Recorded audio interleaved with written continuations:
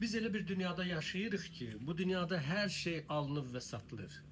Hər şeyin öz qiyməti var. Sadəcə yaxşı satmaq bacarığı tələb olunur insandan. Əgər özünüz nəyisə istehsal edirsinizsə, onu yaxşı sata bilmirsinizsə, onda onu istehsal etməyin mənası yoxdur. Satışı artırmaq və daha çox auditoriya qazanmaq, daha böyük bazarlara çıxmaqdan ötürü mütləq indi deyəcəyim 10 kitabı oxumaq lazımdır. Zigzaqlar 101 satış.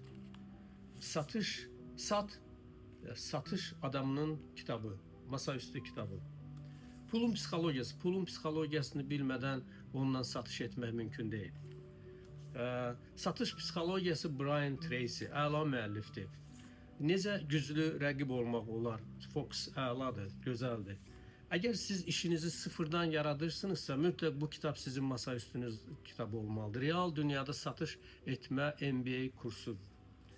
Və qeyri-rəsmi layihə meneceri. Hər birimiz bir layihə meneceri. Hər kəs hansı bir işi görürsənsə, o bir layihədir və onu mükəmməl icra etməyin yolları var bu kitabda. Happy money. Çalışın, pulu, xoşbəxt pul qazanın, bədbəxt pul yox.